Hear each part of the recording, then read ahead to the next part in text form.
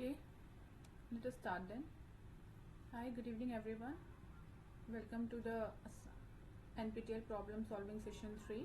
I am Shakshi Bhardwaj, PhD student under Professor Pradeep K. Maji, Department of Polymer Process Engineering, Indian Institute of Technology, Roorkee, and course coordinator of Professor D. Maiti in Department of Chemistry, IIT Bombay. And I'm taking a course of basics in inorganic chemistry, and this is the third problem solving session.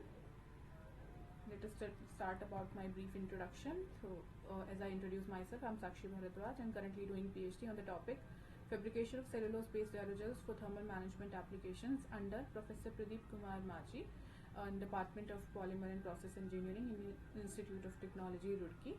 I've done my master's from Maharishi Dayanand University, India, and done my bachelor's from Kiroti College, University of Delhi, and also did two research projects, one in Indian Institute of Technology, Roorkee, on the topic lightweight thermal super insulating aerogels made by using cellulose nanomaterials extracted from waste biomaterials, and another one in University of Delhi on the topic repurposing of drugs and validation of lead compounds, again main protease of SARS-CoV-2.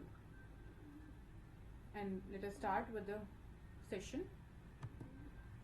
In the last session, we already discussed about the crystal field stabilization energy a little bit, but in this session, we are taking on in a board explained way. So, starting with the introduction of crystal field stabilization energy. Crystal field stabilization energy is a distribution of electron d orbitals, and this may lead to net stabilization and decrease of energy of some complexes depending on the specific ligand field geometry and metal d configuration. So, basically, just a second. So basically, crystal field stabilization energy depends on these four important factors. One is the geometry, which change the d orbital splitting patterns. Another one is number of d electrons, spin pairing energy, and ligand character. So this is the spectrochemical series. We have discussed this in the last session. And the formula to calculate crystal field stabilization energy is this: E ligand field minus E isotropic field. This is what the crystal field stabilization energy. Isotropic field considered as the normal energy in the d orbitals like this. We have 5 d orbitals in the isotropic field. So filling of these electrons in this isotropic field, and ligand field is in which we the electrons get splitted into different energy levels like this. So that considered to be ligand field. So based on this formula, we have now taken the crystal field splitting in octahedral complexes. Just a second. Yeah. So in the case of octahedral coordination compound, they have 6 ligands surrounding the metal ion and observe repulsion between this, and that's why they have experienced repulsion in dxy square and dz square more than comparison to dxy, yz and xz. That's why the splitting of octahedral orbitals are like this in T2G and then in uppercase EG. EG contains dx square, y square and dz square orbitals, whereas T2G contains dxy, dxz and dyz orbitals. The energy associated with these three orbitals is minus 0.4, or we can say minus 2 by 5, and in the EG the energy is 0.6 or 3 by 5. We can use this. In the isotropic field, this is the isotropic field in which d orbitals has not been splitted. The energy is, in this case, we consider the number of pairing energies, like how many electrons are paired in these orbitals, and in the case of ligand field, energy is like number of electrons in T2G multiplied by minus 0.4 minus 2 by 5, and in the case number of electrons in the case of EG multiplied by 0.6 or 3 by 5. And in the lastly, we considered number of pairing. and this pairing of electrons will depend on the spectrochemical series, uh, or we can say that depend on ligand, which ligand is present. If the ligand is able to get to do the pairing of electrons, then this pairing will depend on those ligands. So I hope the concept is clear right now. Yes. So in this case of crystal field splitting, like filling of d orbitals take place in following manner. The first 3 electrons are arranged in T2G as per the Hund's rule, and the 4th electron can either enter, and that depends, like the configuration could be like this: T2G4 with one pairing in this T2G, and another, the configuration is like T2G3 and EG1, or we can draw it like this.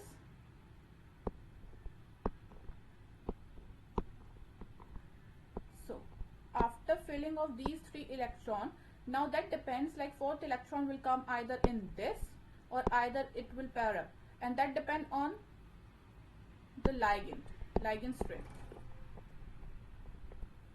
And the ligand strength, this is the spectrochemical series in which these are the strong field ligands, and then you can form low spin complexes with more pairing, and these are weak field ligands, and they form high spin complexes with less number of with no pairing.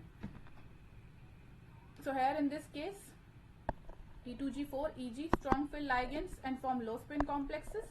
In the case of 3 and EG1, they are considered as weak field ligands and form high spin complexes.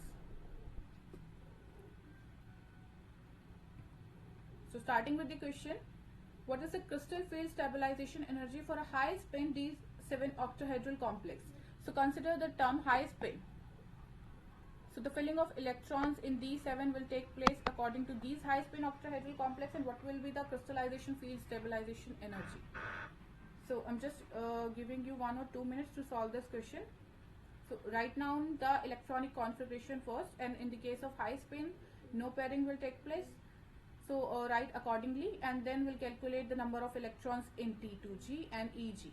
And of course, pairing also be considered both in the isotropic field and in the ligand field. I'm writing down the formula again here. So it is ligand field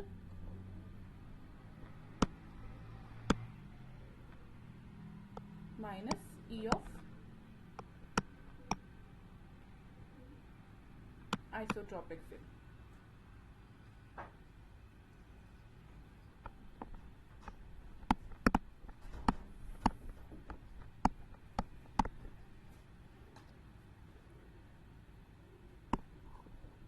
So calculate the crystal field stabilization energy with the help of this formula.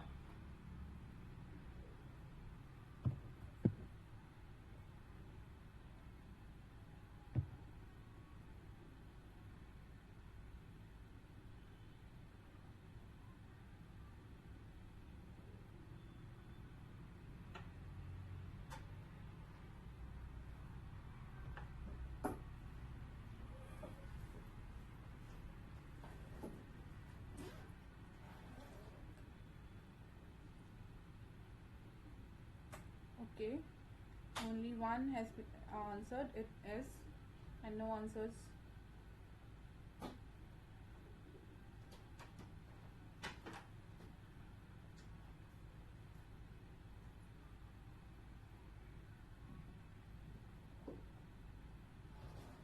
Okay, then let's start with this solving.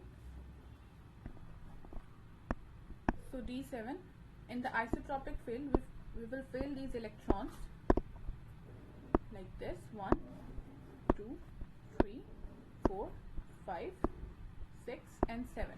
So here 2 pairing will take place. So energy of isotropic is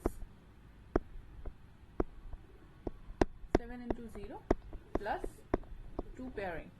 So this stands for 2 pairing. And in the case of ligand field, we will fill the electrons like this. Because it's a high spin complex, so the filling of electron will take place like this.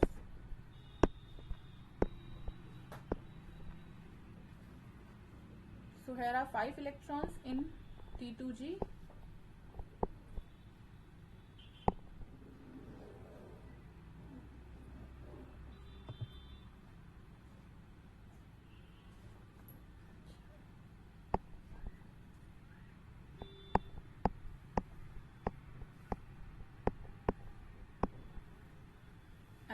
2 electrons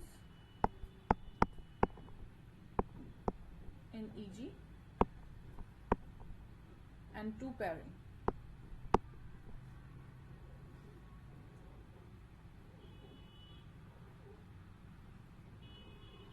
So by solving this,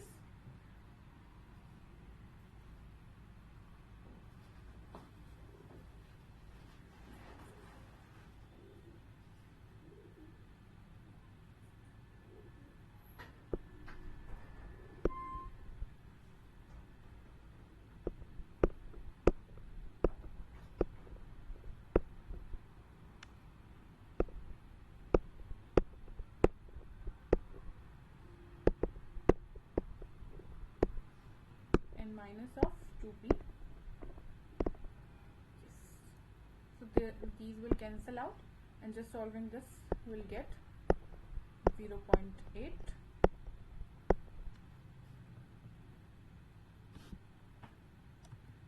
So let's say the answer is 8, and this is the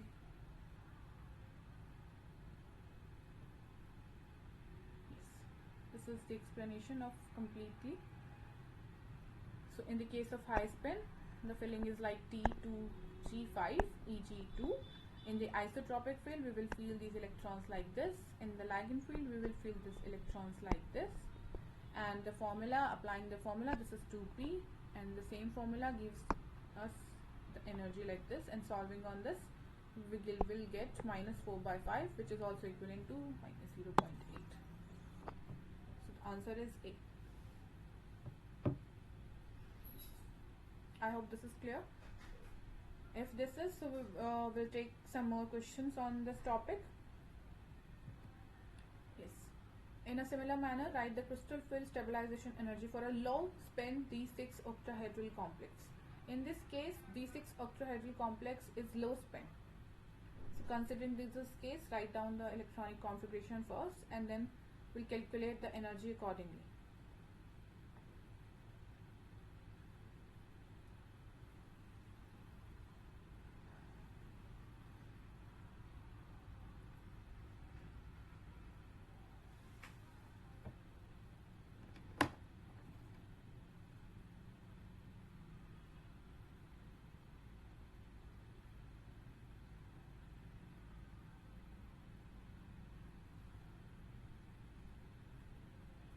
Now I'm hoping that if you understand, you will able to solve this question.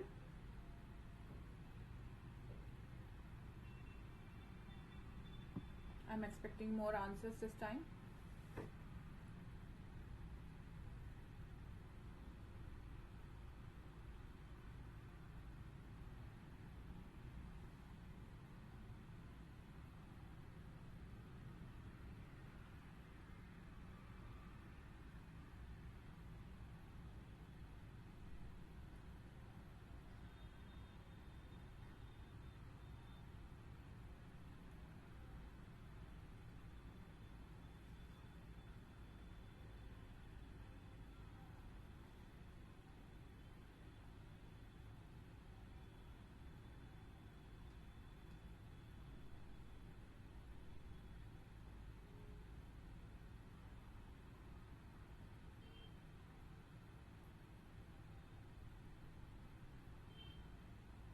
Okay.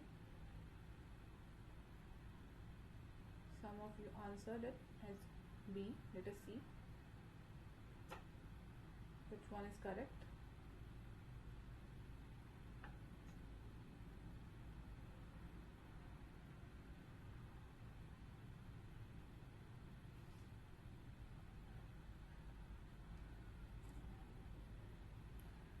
Okay, then we'll start solving this question. So as it is a low spin, that means in this case pairing of electrons will take place because of a strong field ligand present, resulting in low spin octahedral complex. In the case of isotropic field, the filling of electrons will take place like this: 1, 2, 3, 4, 5 and 6. So here only one pairing energy is present, whereas in the ligand field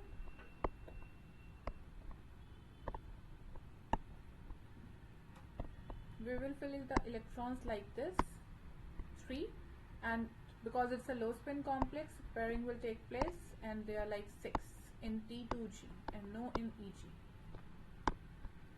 So here energy will be minus 2.5 into 6, no in EG, plus 3 pairing. So after solving this, we'll get the energy.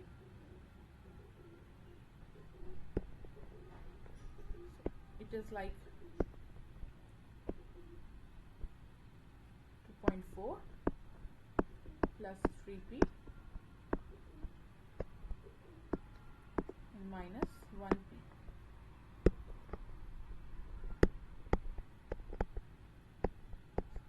After solving, 2.4 plus 2p. Yeah. So here answer B. B is correct. And let me just clear the screen. This is the explanation. Yeah. This is the explanation. In isotropic field, there is only one pairing, and in the case of low spin T6 complex, all the electrons are present in T2G, and which resulted in the case of 0.4 into 6, no in EG, so hence 0, and plus 3 pairing. After solving these, we'll get the answer minus 2.4 del no plus 2p. So the answer option B is correct. I hope I'm clear. If not, you can send me a message in the chat box and I will repeat the question again.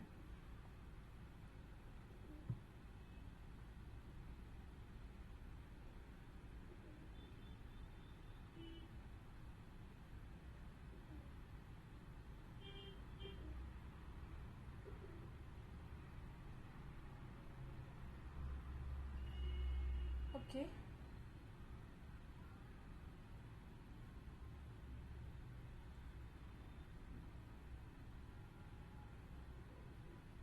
Okay, if not, then we will move forward. So the question, which of the following complex has the highest crystal field stabilization energy? So we have given with the 4 complexes. In this case, we need to consider first oxidation state of metals and the electronic configuration, how they will be filled in the orbitals, and then we can see that which of the following complex has the highest crystal field stabilization energy. So take 1 or 2 minutes to solve this question.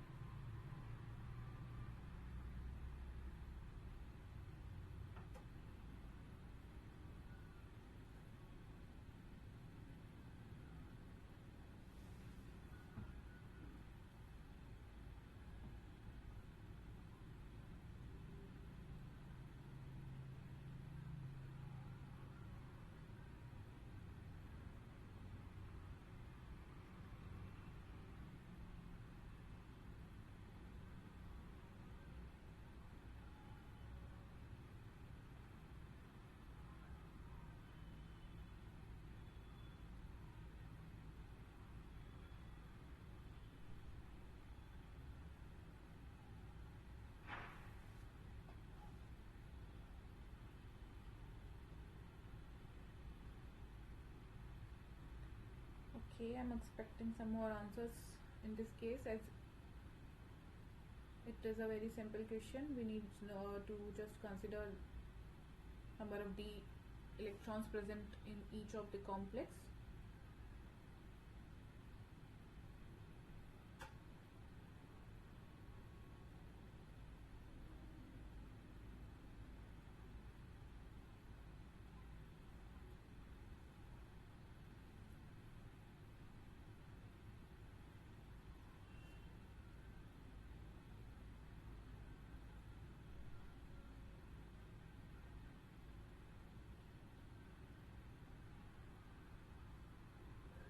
Only one answer till now.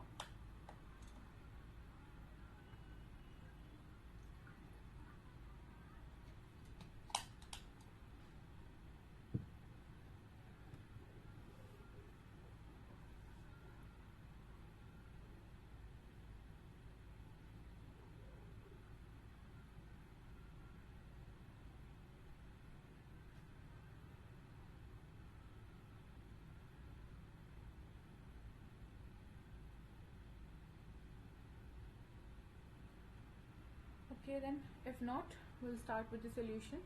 So here in this case, first we need to consider that the ligand is H2O, which is a weak filled ligand until the oxidation state of +3, and can behave as strong if oxidation is more state of any complex or in the metal ion is more than +3. But in this first case, oxidation state, as H2O will not contribute to oxidation state, so here the oxidation state of Ti is +3, and which is a D1 complex. In another case, Ni with +2, D8, Fe with +2 is D6, and Cr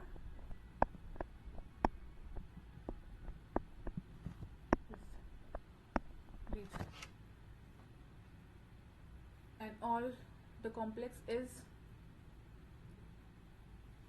high spin complexes. No extra pairing will take place in all the cases. So here the electrons in only T2G1. In this case, the filling will take place like T2G6, and Eg2. In this case, electron filling will take place like T2G4, Eg2, and in this case T2G3.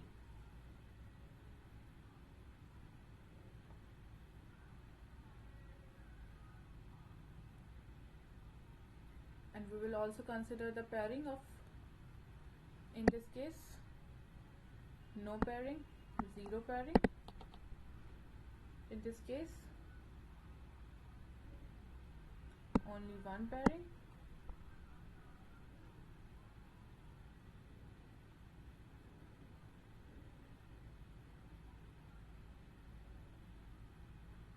In this case, 3 pairing.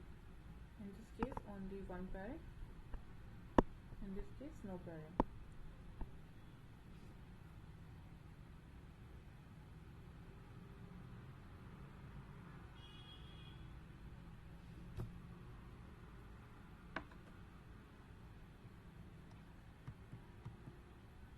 So yeah, this is the case of this question. They are showing that in the case of Cr, answer D, which have the +3 oxidation state, had 3 electrons in T2G due to more favorable distribution of electrons resulting in high CFSE.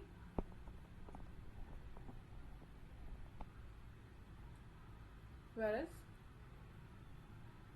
in the case of this, only one electron in T2G, it has 8 electrons, and because of the filling of Eg electrons in both these cases,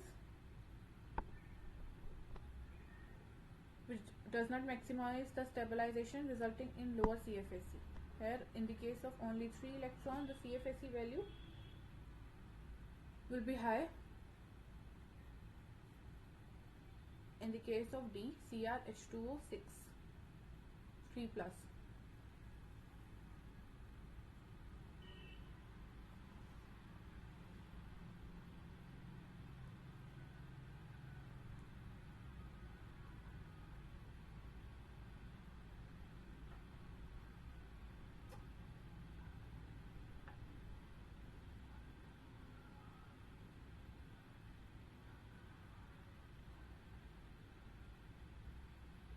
Okay, moving forward with the next question.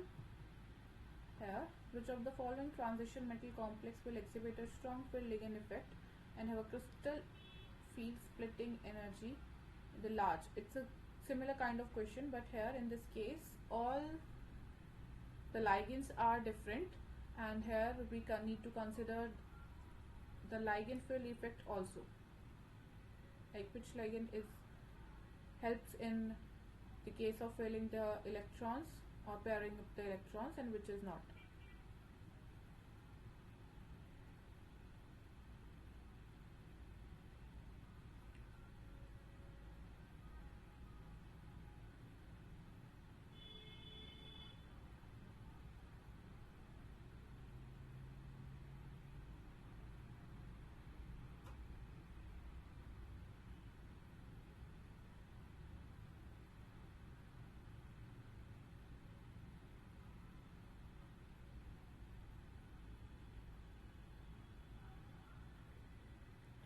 This question is a very simple one because the question itself is a hint of the answer.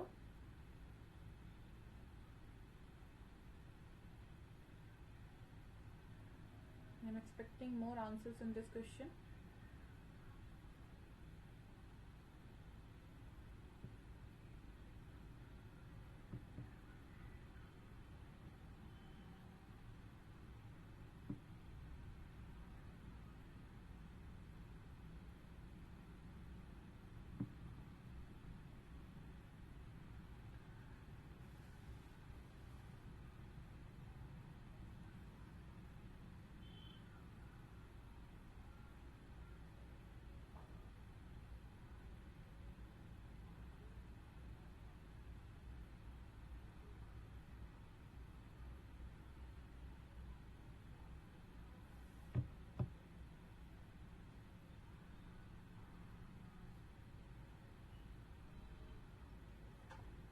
Okay.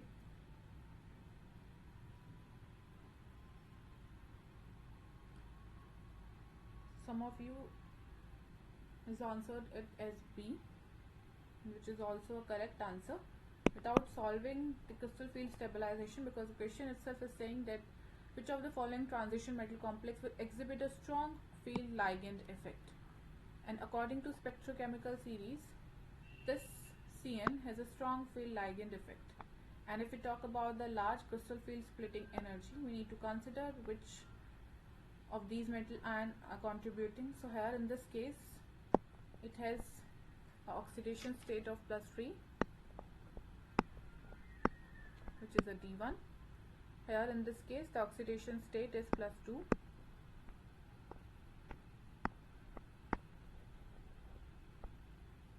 which is a D6.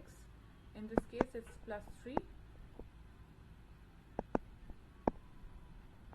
which is also D6, and in the last case, as nickel has 0 oxidation state, it will be D8. And in the case of B and D, because of strong field ligands are present, so pairing of electrons will take place, and the filling will be like T2G 6 EG0. All the electrons will pair up in the T2G state, and in the case of this, it will be like T2G 6 and EG2.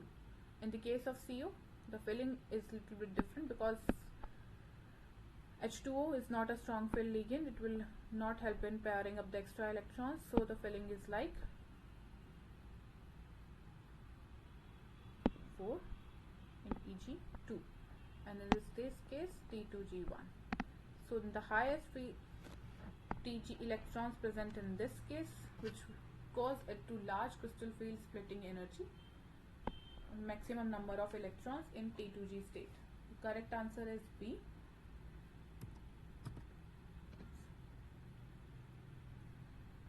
So yeah, in this iron is +2 oxidation state, which is 3D6, and because of the strong field cyanide ligand, which results in the orbital splitting, and cyanide relating to large crystal field splitting energy.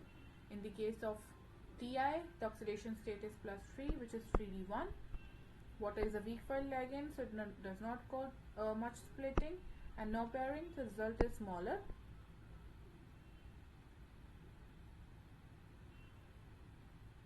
Yeah, in the D it's a tetrahedral complex, and because tetrahedral also has low splitting crystal field energy rather than octahedral.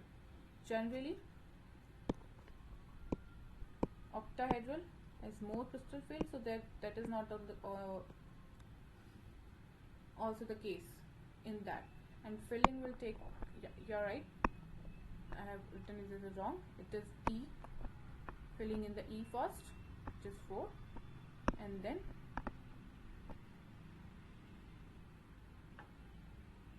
T2G 4.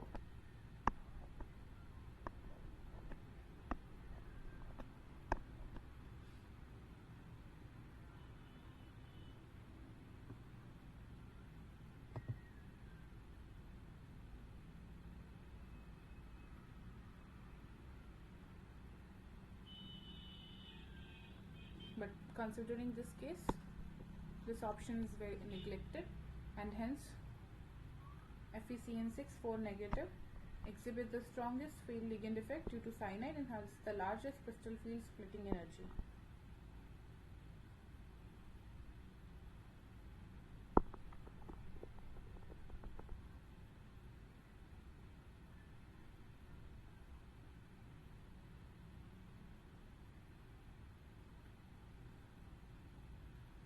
I hope the crystal field splitting energy, the concept of crystal field splitting energy is clear to everyone. So if yes, we'll move forward, and if not, I will repeat any of the question.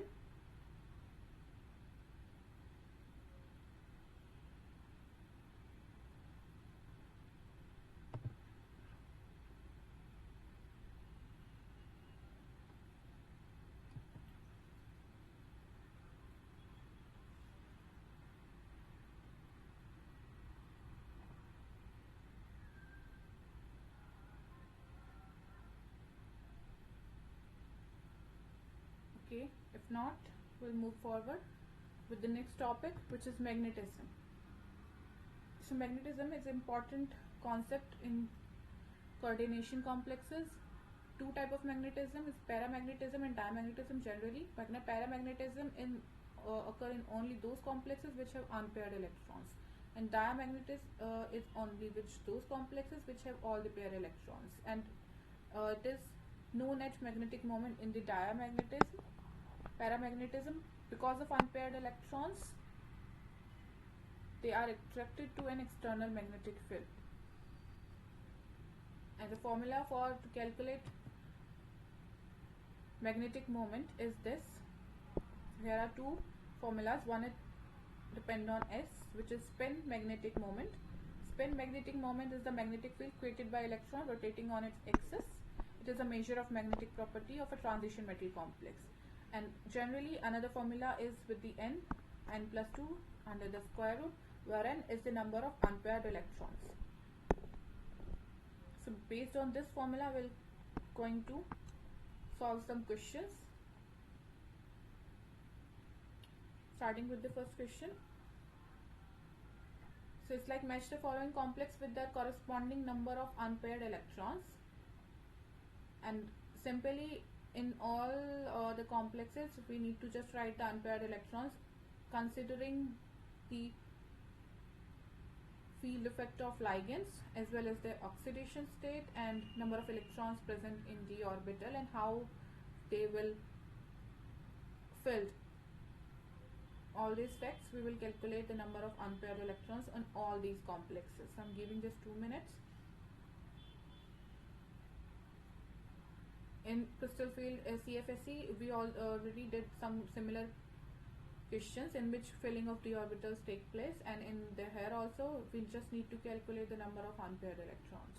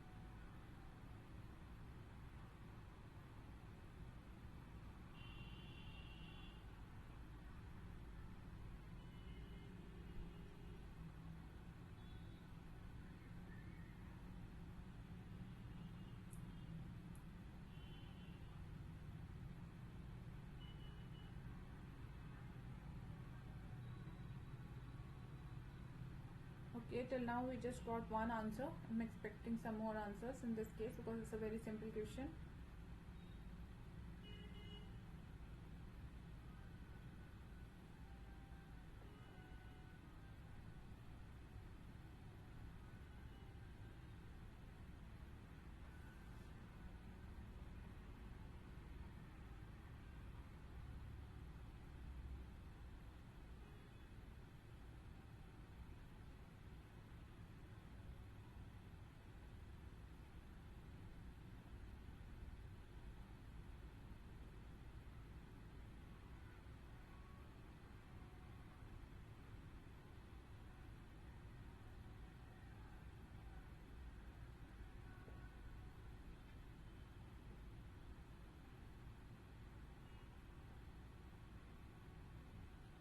Okay, let's start the solution.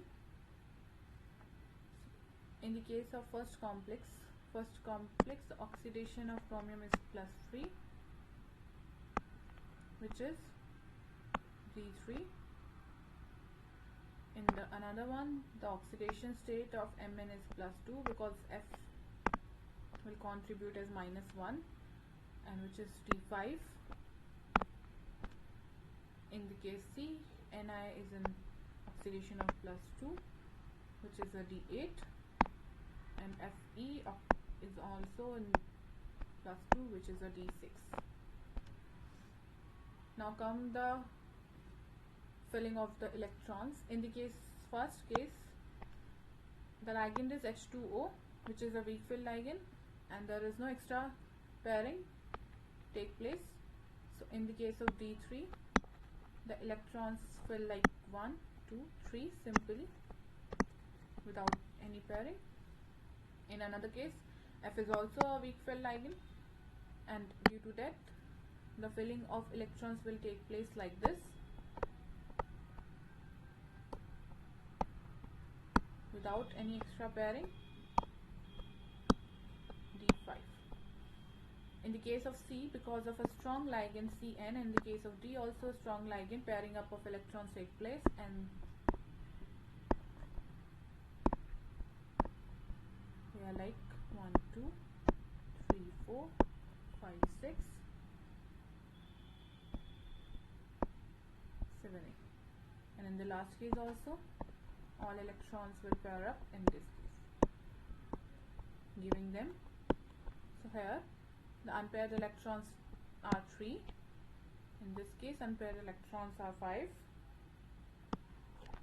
In the case C, no unpaired electrons because of the extra pairing. In the case D, no unpaired electrons because of the extra pairing present.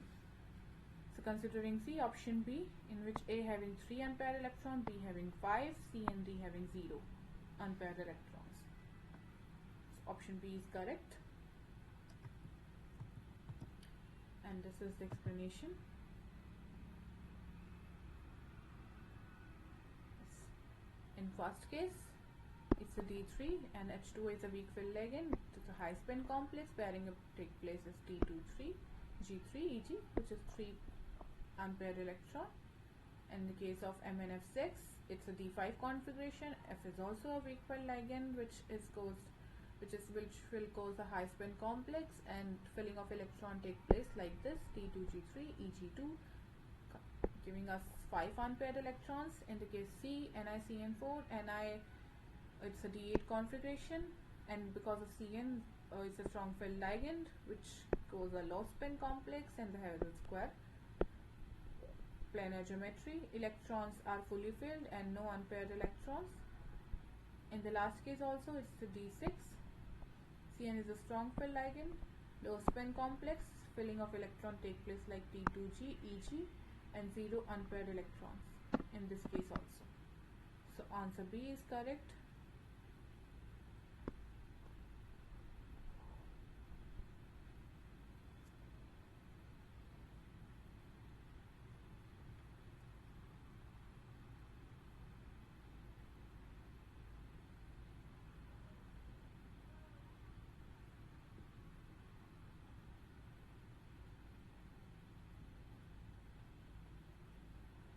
Similarly, on this concept, we'll take some more questions. The next question is the spin only magnetic moment of BH2O6 2 plus complex is. In this case, we need to calculate the magnetic moment based on the formula we have already written before. Mu is equal to N plus 2.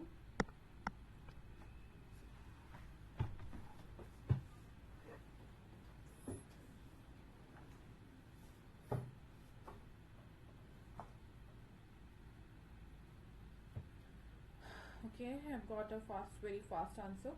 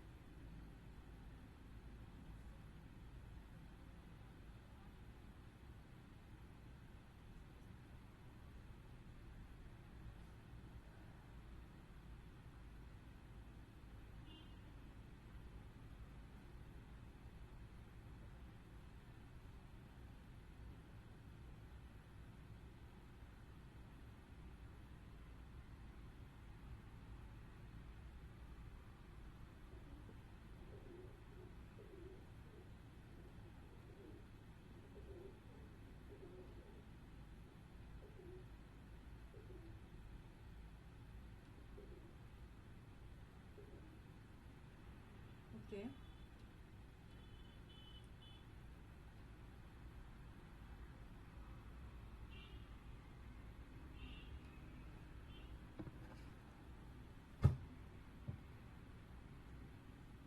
Let's start with the solution then. I've got some answers.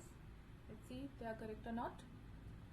So, in this case, we present in +2 oxidation state, which is a D3 complex, and because it's a weak pill ligand, no pairing up of electrons take place.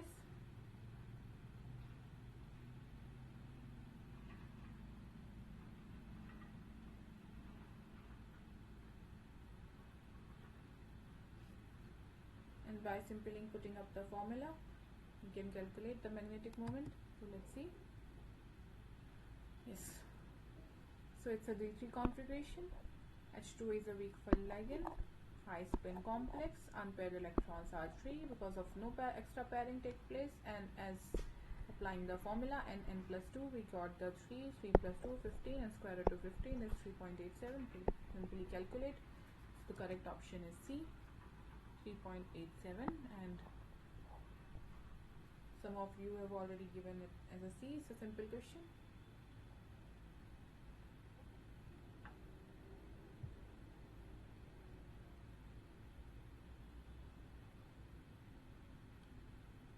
Okay, then let's move forward with the next question. Which of the following complex will exhibit the highest magnetic moment?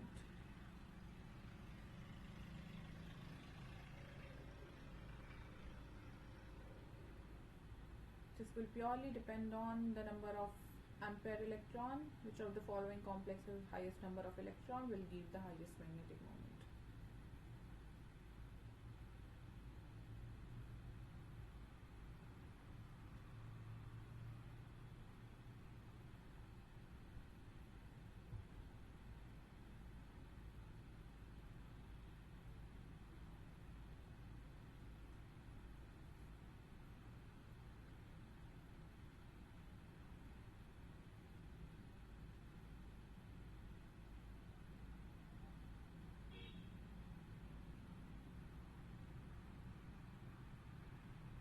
This question also has the similar approach. Write down the configuration first and then can see the number of unpaired electrons. Okay, I'm getting the answer.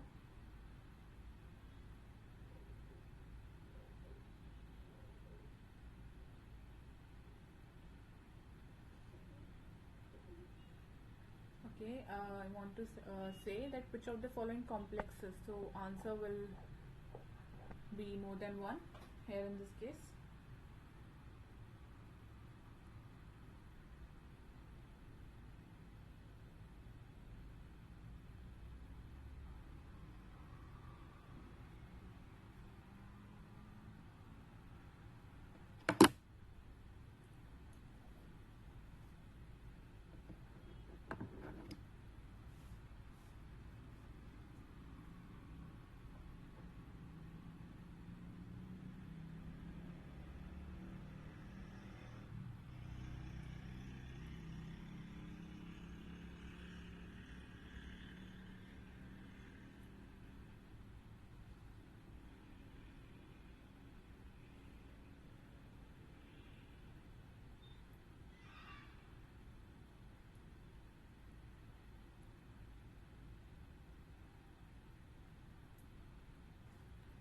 Okay, then let's start. In the first complex, the oxidation state of Fe is +3 and will lead it to a D5 complex, and in the another case Mn is +2, it is also a D5 complex. In the case third, it is +3.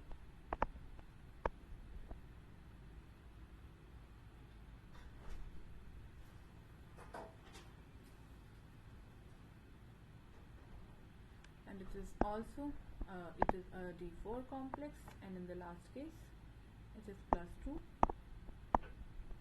which is a D8 complex. Although it's so simple, because of these weak fill ligands, no extra pairing up take place, and filling of these D5 in complexes are like T2G 3 Eg2.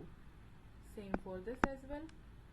In this case, NH3 is a strong fill ligand which causes a pairing up, and which will lead to T2G4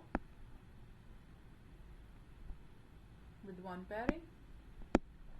Here in this case, in both the cases, the unpaired electrons are like 5. In this case, only 2 unpaired electrons are present. In the last case, it is a D8 complex, and the pairing take place, in which in the lower T4 and T4, and no unpaired electrons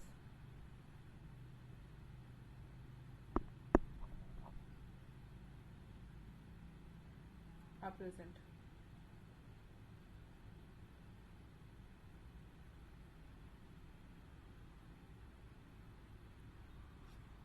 Okay, yes. In the case C, I've written as a D4, it's a D6, my mistake,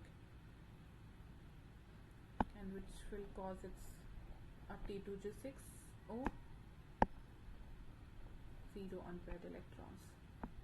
Yeah, that's my mistake. So yeah, where we are. In the case of A and B, both the complexes have 5 unpaired electrons, and they can exhibit the highest magnetic moment. Yes, so answer is A and B.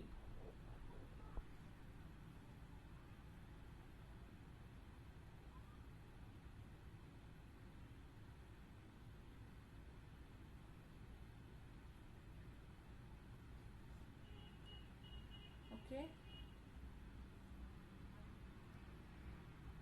So moving forward with the last question of this topic, magnetism. Match the following complex with their spin only magnetic moments. Okay, there are no answers given in this case. We need to calculate the magnetic moment for each of the following separately.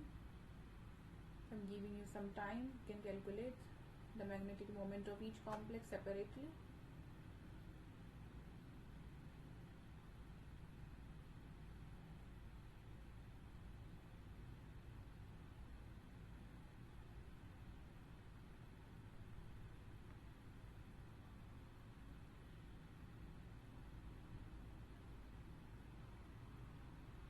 in the last case we have taken these complexes and calculate the number of unpaired electron in the last question itself. Right now we just need to put out the formula and calculate the magnetic moment.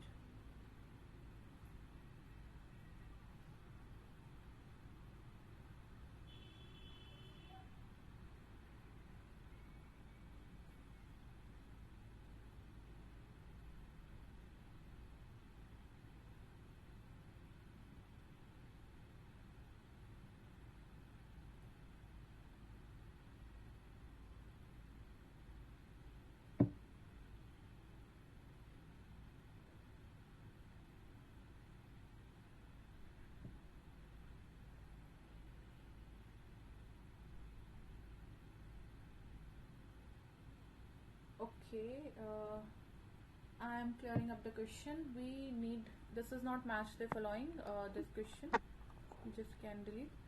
We need to write the magnetic moment for each of the following separately. It's not a question of C, and we are not asking about which one of the following is the highest magnetic state. I'm asking about the values in each of the following cases for complexes. What will be the value of magnetic moment?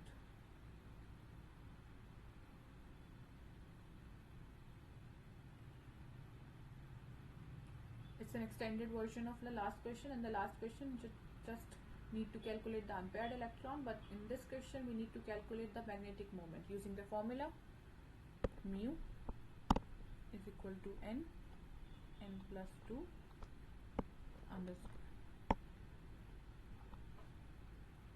Sorry for my writing.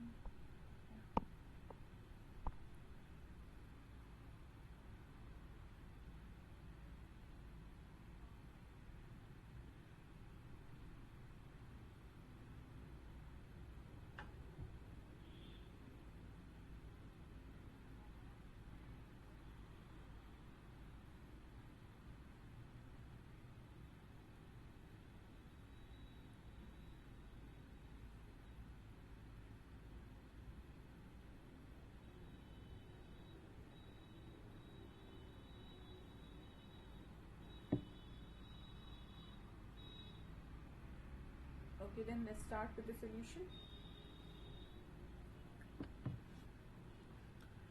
In the first case, the oxidation state is +2, and which is a D6 complex.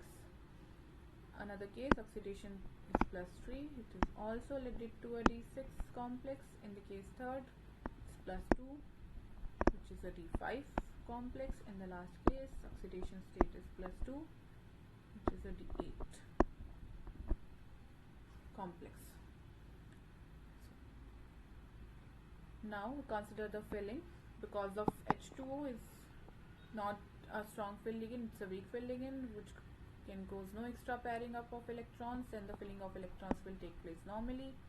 T2G4 Eg2 with only one pairing in T2G, so unpaired electrons in 4 in this case. In another case, because NH3 is a strong fill ligand which can cause extra pairing, and that's why in the case of T2G there are like 6 electrons with all the electrons paired up and no unpaired electrons are present.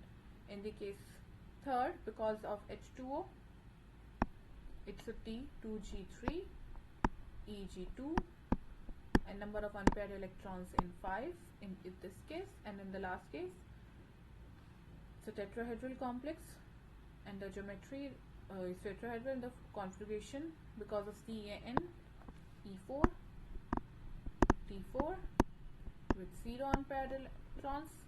And now we just need to calculate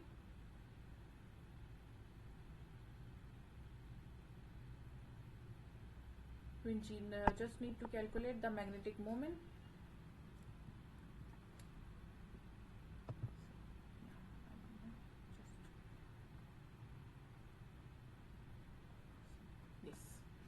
Okay, some of you has given the right answer, but in the case of A and B, I want to say that NH3 is a strong field ligand whereas H2O is not, and that's why in B case Because of pairing of electrons, there are 0 unpaired electron present, whereas in the A case 4 unpaired electron present because of no extra pairing.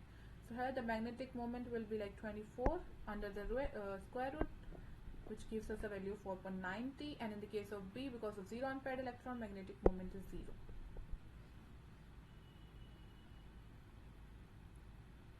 In the third case, MnH2O, because of 5 unpaired electrons here, so the magnetic moment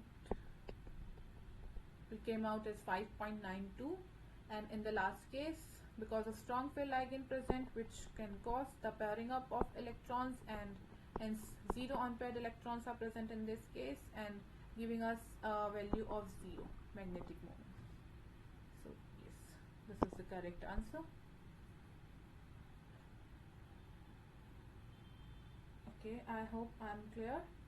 So this is the last question of the topic magnetism. If any one of you have any confusion in any question, I can repeat the question again, and if not, we will move forward with the next topic.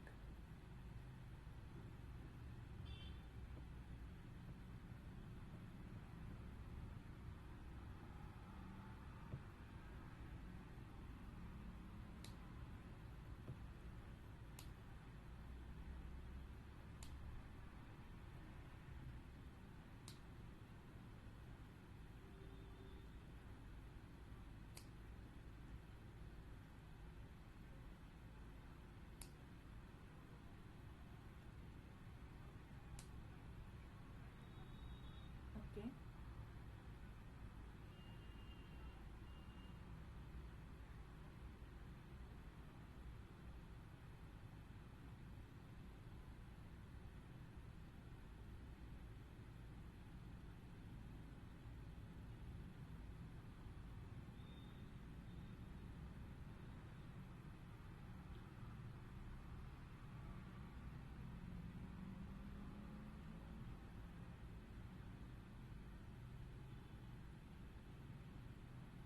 Okay, I need to say that I am not able to understand your concern. This is solved according CFT configuration, ma'am. Can you please elaborate, like, what do you want to say? It's Hariha Dahika.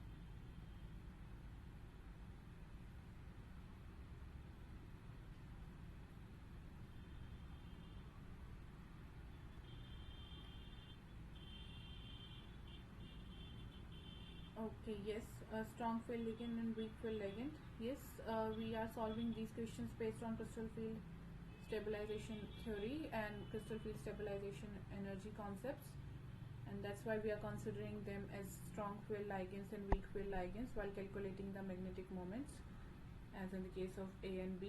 I have told you exactly before, because now we have seen the octahedral complex, we need to consider the strong ligand strength as well for calculating any of the magnetic moment or CFSE, as well as the different parameters we are going to discuss in upcoming slides. So we need to consider the ligand field strength in each of the following cases. I hope I'm clear, and if yes, so we'll move forward with the next topic, which is spinels. It is very interesting topic.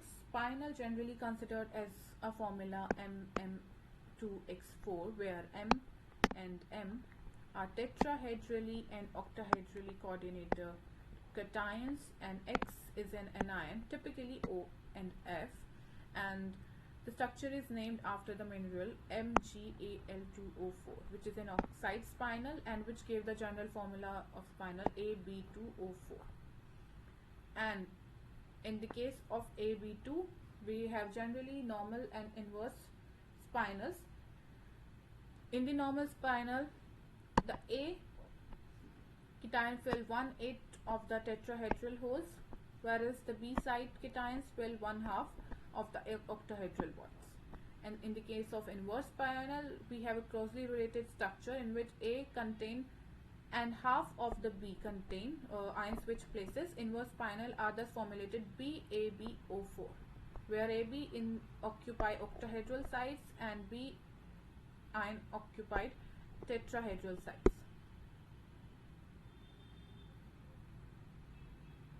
Yes. And for the transition metal oxide spinels, the choice of normal versus is driven by CFSC. We have already read CFSC. Here we are using that concept of CFSC to understanding about the spinels.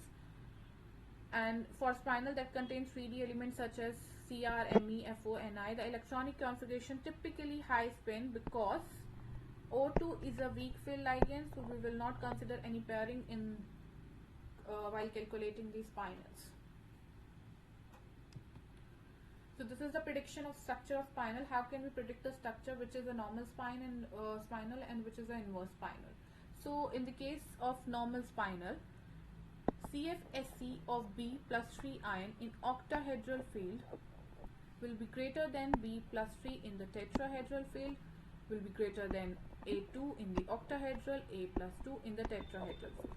If the CFSC of B3 ion octahedral field is the largest of all CFSCs, and in the case of inverse spinal, here plus 3 in the octahedral field of CFSC is the largest. Here in the case of inverse, plus 2 in the octahedral field is largest than plus 2 in the tetrahedral, plus 3 in the octahedral, and plus 3 in the tetrahedral. So in the case of inverse spinal, A plus 2 ion in octahedral field is the largest of all CFSC. So by using these rules, we will now predict some of the structures of spinal, whether they are normal or whether they are inverse.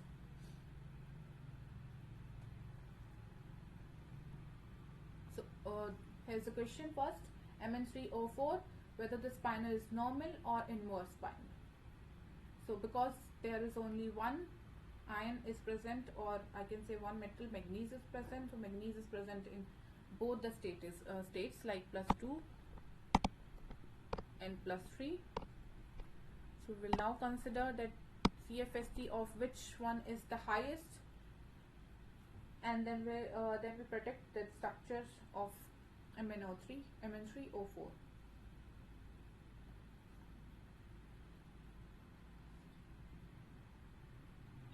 I got one answer which says it's a normal spinal. Okay, we'll see that.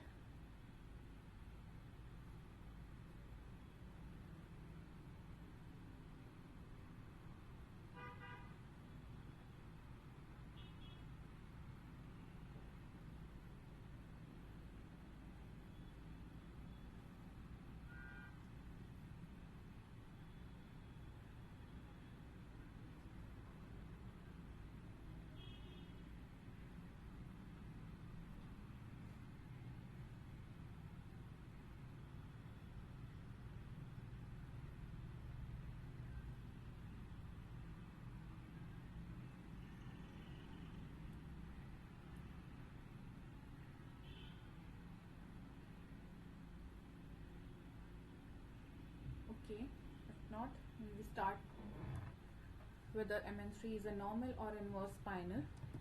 So here is the explanation.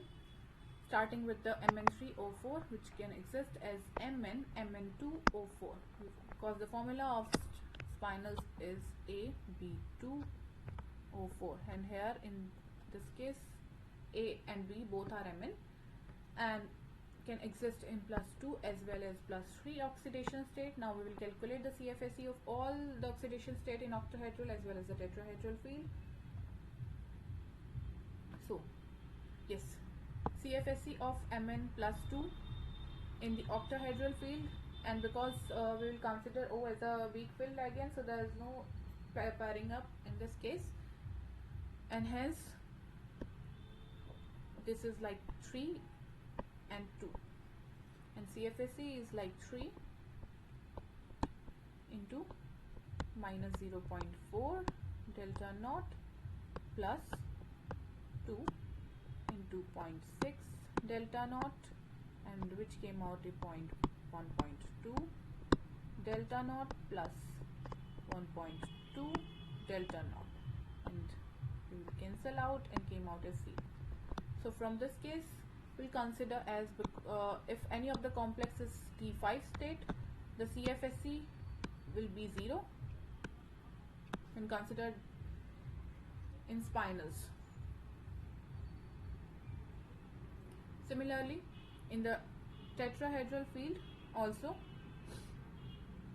the CFSE came out to be 0 because of the filling of electrons.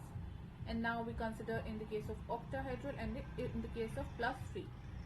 In plus 3 it is a D4 system and filling of electron take place as T2G and EG, 3 in T2G and 1 in EG. 3 in T2G will cause a minus 1.2 del naught plus 1, 0.6 del naught, and energy came out to be minus 0.6 del naught. In the case of tetrahedral, it 2 of 0.6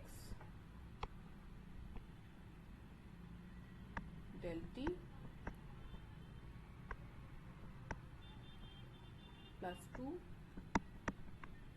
0.4 del T, and after solving this, energy came out to be 0.4 del T.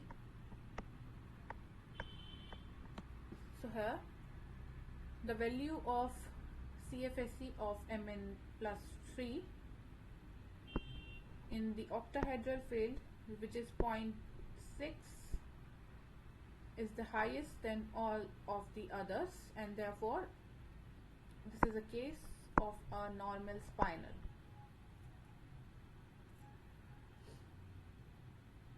Okay, I need to clarify one thing. This minus does not mean that this value is smaller than this.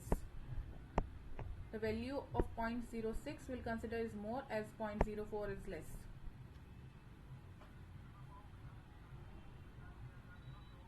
So this will a normal spinel, the case of normal spinel.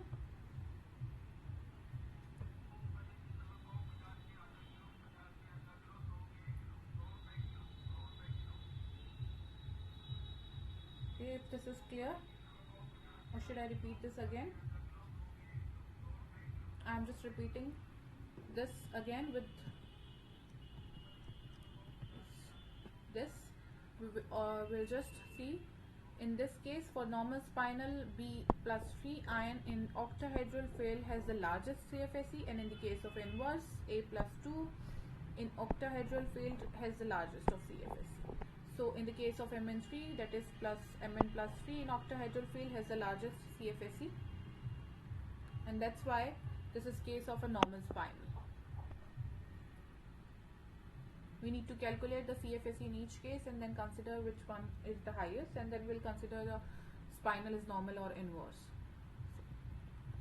Next question, consider magnetite Fe3O4. This compound contains 1 Fe2 plus 2 Fe3 plus ions as per formula. So we could formulate it is a normal spinal or is inverse spinal.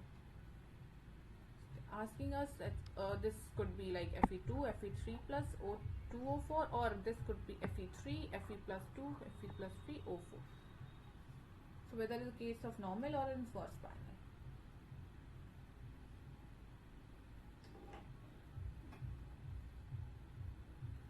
Calculate the CFSE of Fe plus 2 in octahedral as well as the tetrahedral, and then Fe plus 3 of in octahedral and tetrahedral case, like as we done before, and then we'll consider it as a normal or as inverse spinal based on the rule of prediction.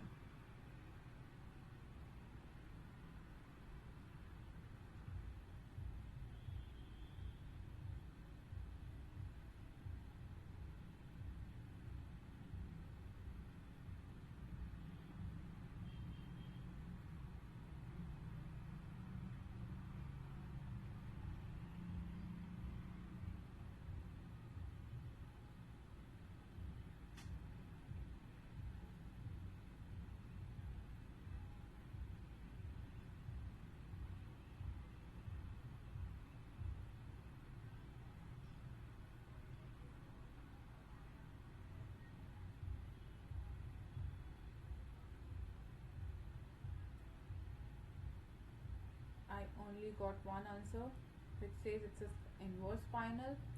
I'm expecting some more.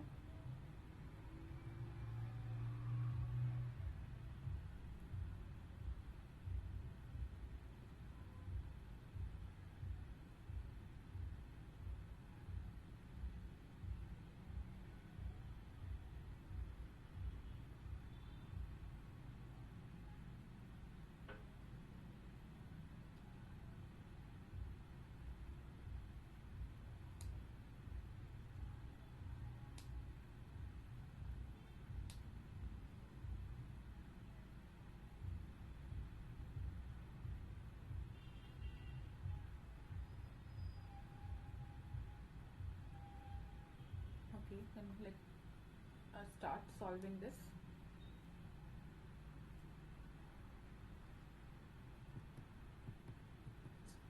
Here, this is the solution. In the case of Fe2 plus 2, the case of D6, and in the case of plus 3, this will be case of D5. We already have seen in the last case that D5 has a CFSE of 0. In this case also, D5 is a case of CFSE 0. Now we just need to consider D6. What would be the CFSE of D6 in both the cases?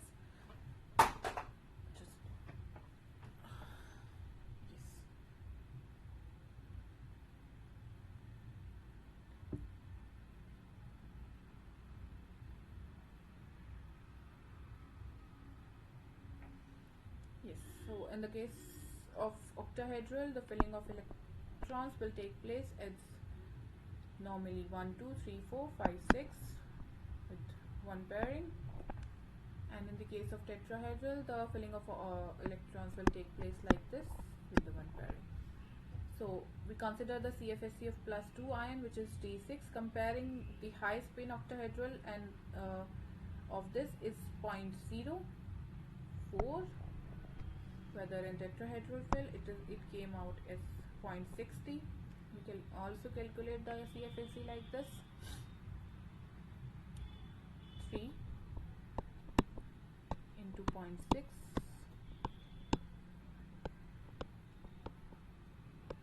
3 into 0.4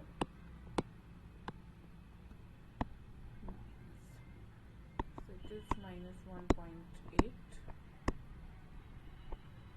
plus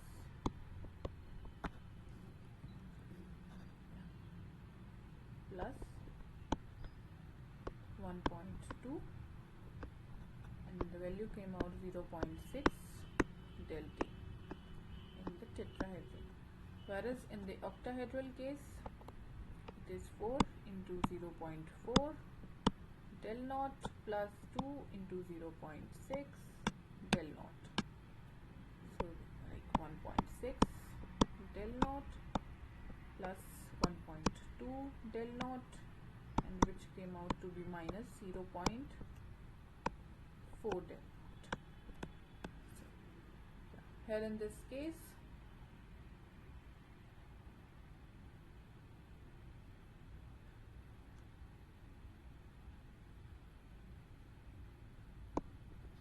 we'll also consider that del naught is 2.25 times of del T. So the octahedral arrangement preferred for Fe plus 2, and which is in the contrast Fe3 have a D5 of which will give it a CFSE of 0 in both the cases, octahedral and tetrahedral geometry. That means Fe2 has a preference for the octahedral side and Fe3 has no preference. Consequently, the structure will be an inverse where Fe2 plus ion on the octahedral and Fe3 plus will take the place of tetrahedral, and this is a case of inverse spinal, which goes according to the rule. Here we have already discussed that the case of A plus 2 ion in octahedral, if largest, then this will be the case of inverse spinal. So I hope this case is also clear. So we now discussed one example of normal spinal, one example of inverse spinal. Now moving forward, whether this NiFe2O4 is normal spinel or inverse spinel.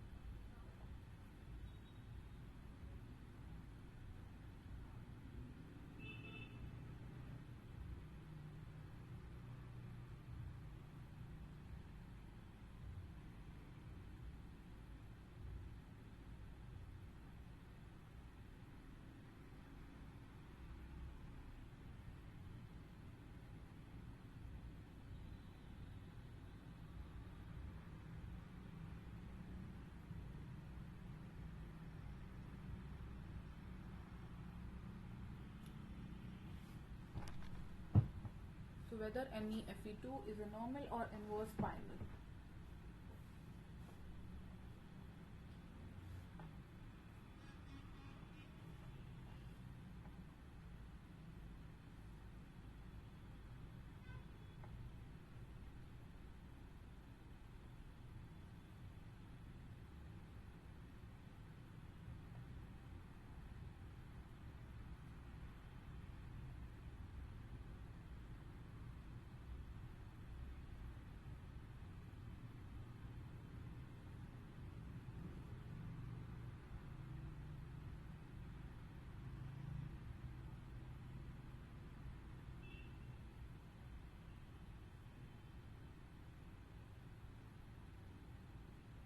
Okay, only one answer, which says it's an inverse spinal.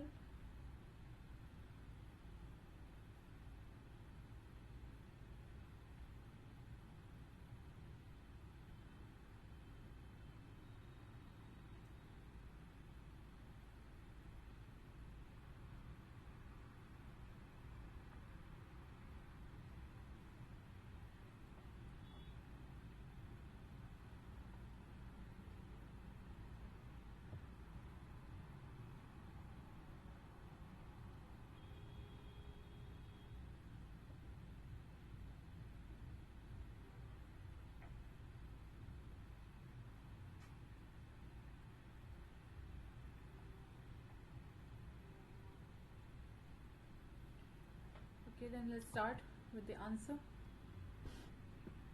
So yeah, NeFe2O4 is again an inverse spinal, since Ne+2, a D8 ion, prefer the octahedral site, whether the CFSE of +3, a D5 ion, is 0.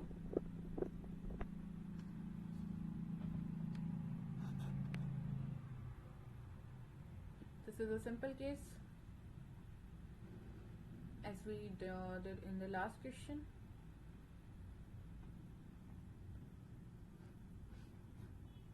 Whether we have seen that +3 is a D5 which has a CFSE of 0, and that's why it will not take the octahedral site. So only the option for octahedral site of Ne2+ remains, and it will be inverse spinal. So without solving the proper question, we also can consider whether it's inverse or it's a normal based on the CFSE. If CFSE of D5 +3 is 0, so this will be case of inverse spinal. And if the CFSE of +2 is 0, then it will be the case of a normal spinal. And if not, and CFSE is not 0, in either case we need to calculate the CFSE for each case, and then we'll decide whether the spinal is inverse or normal. So while considering the fact that spinals are normal or inverse, we need to consider some rules, and here are some rules. Rule first: if both A+2, B+3, they are non-transition metals, then spinal will be normal, as there is no CFSE involved in that case. If A+2 is a non-transition metal and B+3 is a transition metal having D1 to 9, then spinal will generally be normal. In this case, we have not considered D0, D5 and D10. And if A is a transition metal with these D1, D2, D9, and B is a transition metal with this, the spinal will be inverse, because in this case CFSE will become 0 and octahedral sites are taken by A+2. and this will give it is the inverse spinal. And here are some examples of spinal, normal spinal and inverse spinal.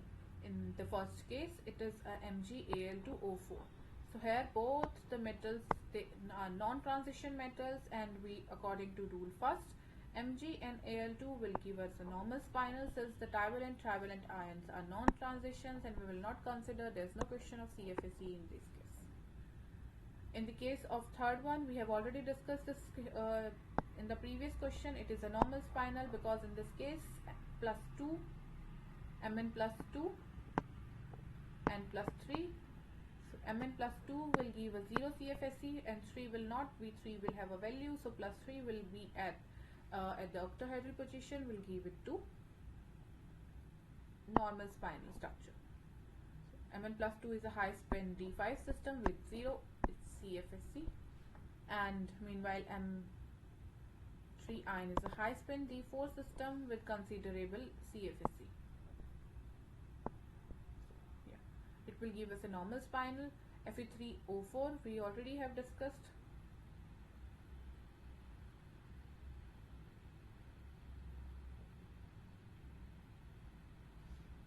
Fe3O4 is an inverse spinal.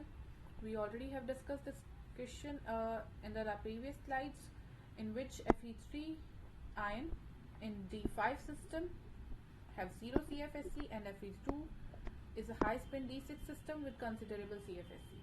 So it will give us an inverse spinal because Fe2 has taken the place of octahedral.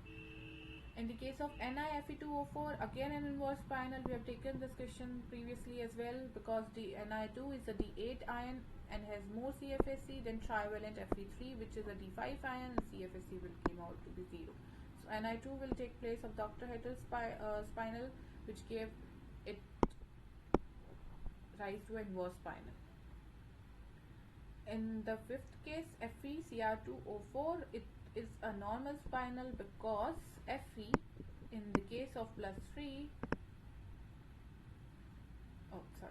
Fe in the case of plus 2 has D6 ion with CFSE 4 TQ, and trivalent C3 is a high spin D3 ion with CFSE 12 DQ, has Cr3 plus, get more octahedral sites while occupying more, has more CFSE.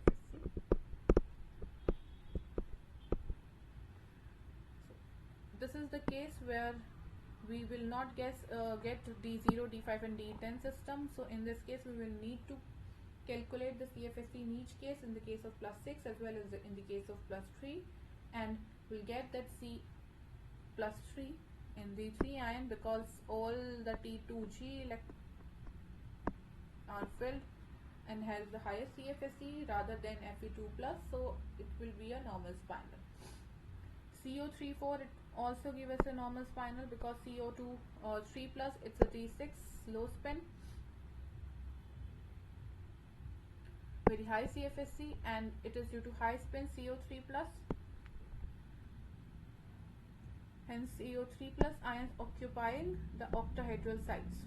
So there are some common examples, and also one exception is there, which says NiAl2O4, for which the formula can be written as this: Al NiAl NiO4 is a random defective inverse spinal. The CFSE of Ni2 is greater in octahedral than in the tetrahedral coordination. However, Al3 plus also strongly prefers octahedral sites due to its high lattice energy. It's a non-transition element, and this led to almost complete randomization of all cations or the available sites. Its formula can be written as like this, and it's the case for inverse spinal. We need to consider it. This is an exception.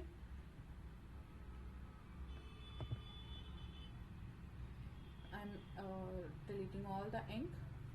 So this is an important slide. If we need to consider a normal or inverse spinals, we have generally considered each case of normal or inverse spinal with some exceptions as well. I hope the concept of spinal is clear to everyone.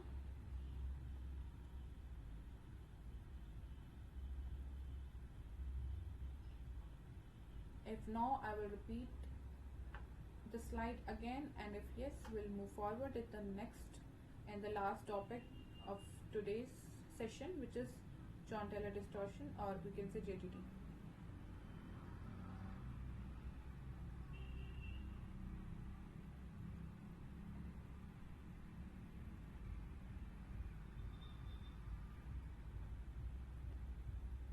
Okay, then we'll move forward, and this is a different topic, which is John-Taylor distortion or John-Taylor effect. It's an geometric distortion of a non-linear molecular system that reduces symmetry, and distortion typically observed among octahedral complexes where two axial bonds can be shorter or longer, and this will depend on the electronic state of the filling of electrons in the system.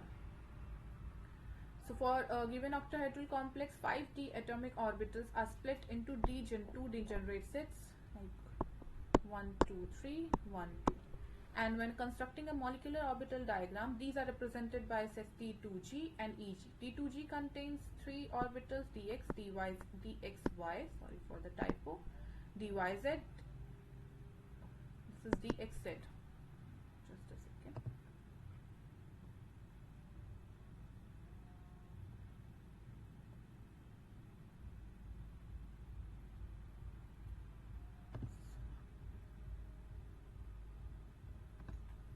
This is dxz, dyz, dxy, and eg contain dz square, x square, and y square.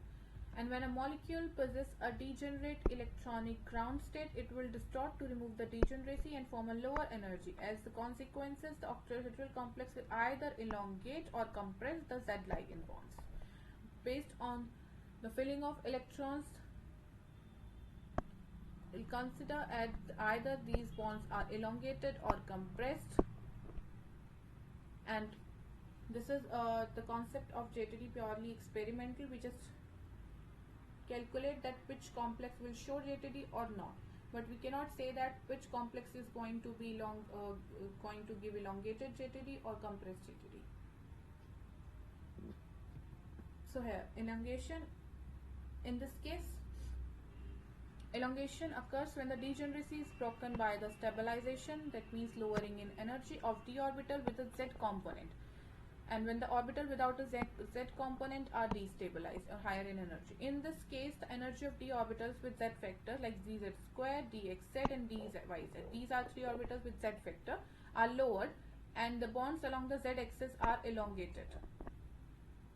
This is the most preferred distortion occur in most cases, especially when degeneracy occurs in EG level. So if degeneracy occurs in EG level, generally the elongation will going to occur. Usually the octahedral D2, D4 high spin, D7 low spin, D8 low spin, and D9 configurations showing the Z out distortion. We need to write down the configuration first to show that this complex will show the John-Taylor distortion or not, and theoretically it is impossible to predict the type of distortion occurs in EG. However, it is observed that Z out is more preferred. Z out is also elongation, whereas the bonds towards the Z axis elongate, and this is the filling of the electrons. In T2G we have dxy, dxz, dyz. In EG we have dx square, y square, dz square. In the case of elongation, the energy in the Z square, the orbitals having Z factor get lower, and energy in the case of xy and x square, y square get low. So this electrons will get more repulsion, and that's why they are like the bonds of across the Z's, they elongated at their axis. And on the other hand, in the case of compression, John-Taylor distortion occur when the degeneracy is broken by stabilization without a Z component. In the elongation, Z component, the Z containing the Z orbitals will get lower in energy, and compression on the other hand, the splitting will take place like this. the orbitals without Z component gets lower in energy, whereas the orbitals with the Z component gets higher in the energy, and that's why it is like compressed. In this case, the bonds of X or X square get elongated and bonds towards the Z get compressed, and this is also a case of Z-in distortion. Energy of orbitals with Z factors are increased since the bond along the Z axis are shortened. This type of distortion is observed in D1 configuration generally, and in the case of Ti plus 3, it's a D1 complex which can show Z-in distortion. And in the Z out, in this case, Z out distortion do not remove the degeneracy, since even after distortion there are still two degenerate orbitals, dxz and yz, available for the electron to occupy. This is the diagram which shows that in the case of elongation, this Z square will get lower in energy. In case of compression, these xy and x square y square will get in lower in energy. So this is that the diagram which look like in the octahedral where no distortion is. There's a simple splitting of electrons, normally Tg and Eg sets, and where there are distortion present. So in the case of Zn having the without Z component orbitals lower in energy. In the case of Z out, the orbitals with Z component gets lower in energy. Now we will see that with what kind of orbitals or what kind of configurations can show John-Taylor distortions. So this is the configurations with John-Taylor distortion, starting with the D4 high spin. In the case of D high spin, there are no pairing present, and the filling of electrons are simply dxy, xz and 1. So here in the case, one electron will either go to this x square y square or either go to its z square. So in that particular case, either this electron will go to this and that. So this case will show the John-Taylor distortion. Similarly, in the case of D7 low spin, in the case of low spin, all the 6 electrons get paired up in T2g, and one electron will remain either in x square y square, either in z square. And in the case of D9 also, there is one extra electron, either we can fill in this state or either we can fill in this state. So they are showing significant John-Taylor distortion. D4 high spin, D7 low spin, D9. Examples are Cr2 Mn3, CO2 Ni plus 3, Cu in plus 2, Ag in plus 2 oxidation state. So these are some type of complex which can show significant John-Taylor distortion because of that confusion, that where the last electron will get space either in x square y square, either in z square. And configurations with weak John-Taylor distortion, generally in this case T2g,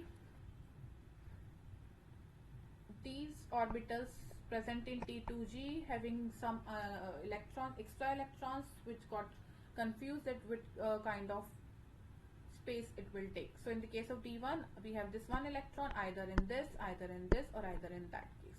So examples of this D1, Sc in plus 2, Ti plus 3, V in plus 4. In the case of D2, we also have, we can fill these two in either in 2, either in these two. These are the examples of D2. D4 low spin, this extra electron can get space in either of these 3 orbitals. In D5, these extra electrons can space in either of this. D6 high spin and D7 high spin. In the case of high spin where no extra pairing, this is show the weak JTD distortion. In the case of low spin, when extra electrons got paired up in T2g and we got one in extra EG, so that will show significant JTD. So generally we have seen that if extra electron present in EG, they will show significant JTD. If extra electron present in T2g, they will show weak JTD distortions.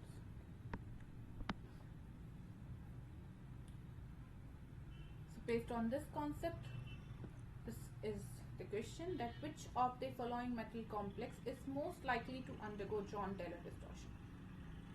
We have just discussed each and every case of configuration that which is most likely to undergo John-Taylor distortion. So we need to first calculate the number of electrons in each of it, and then we can see the filling of electrons. Accordingly, then we'll decide that which of the metal complex is most likely to undergo John-Taylor distortion.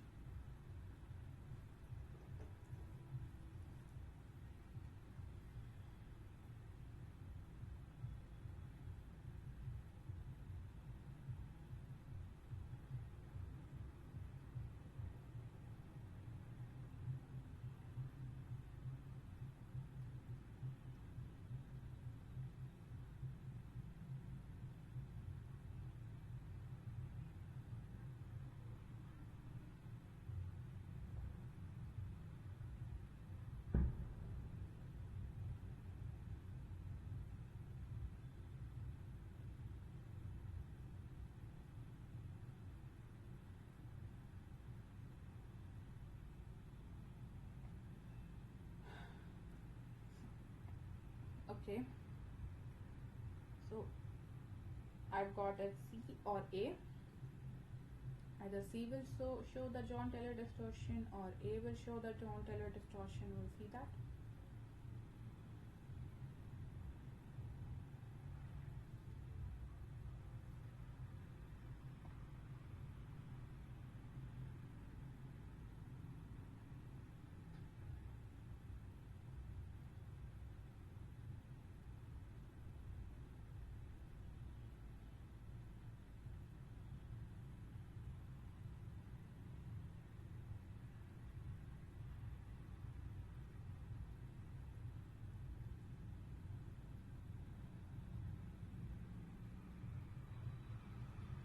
Okay, let's start solving this question.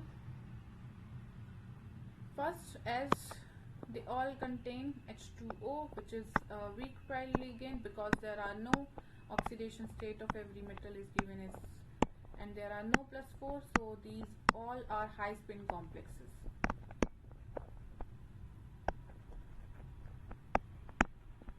In the first case, it is a case of D5 high spin.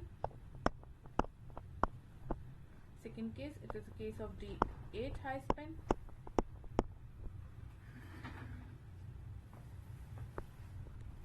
This is a case of D9 high spin.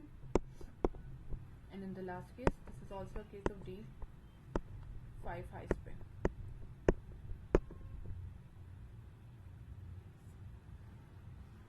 So among all this, D5 high spin, D8 high spin, the filling of electrons will take place like this, and there are no extra electrons present in the case of A as well in the case of C. So we can eliminate these options directly. So now come to the case of B and C. In the case of B, the filling of electrons take place like this. 1, 2, 3, 4, 5, 6, 7, 8, and here also no extra electron present, so this will also don't show the John-Taylors. Only in the case of D9 high spin, the filling of electrons take place like 2, 3, 4, 5, 6, 7, 8, and 9. So here this extra electron is present either in this or either in this case. So this case will show the John-Taylor distortion, and the option C is correct.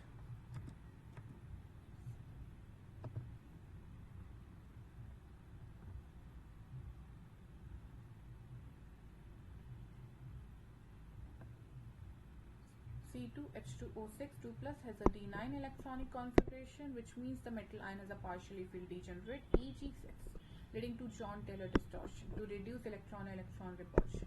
And other options like Fe, in the case of Fe, Mn and Ni2, they are not prone to Joe because their electronic configuration do not lead to degenerate either Eg orbitals or T2g orbitals, because they are already being half filled or full filled in the case. So questions like this can come on John-Taylor distortion and which of the following complex, and for that we can refer to the slide.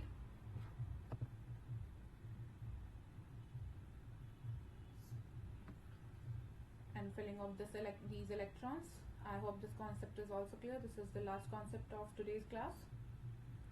And if I need to repeat any of things from today's class, I can repeat either of the 4 topics: CFSE, second magnetic moment, third spinal, and fourth John Taylor distortion.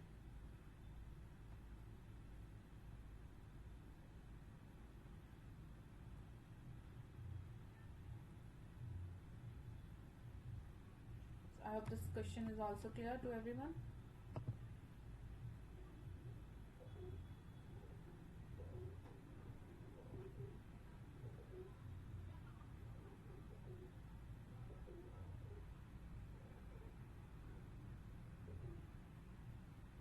Okay, there are no more questions for JTD. I've just added a single question, but questions related to these will come on JTD, like which of the following complexes can show JTD or not, and that's why I've given the slide. You can refer to this slide, that which of the following complexes can show JTD.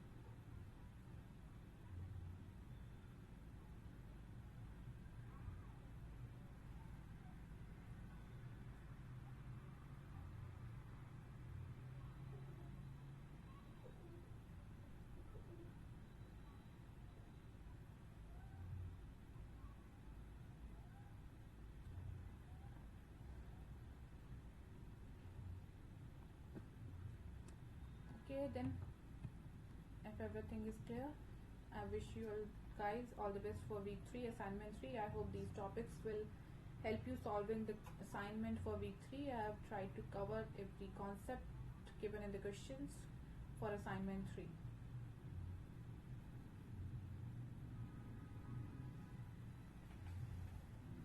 Okay, thank you so much and have a nice day.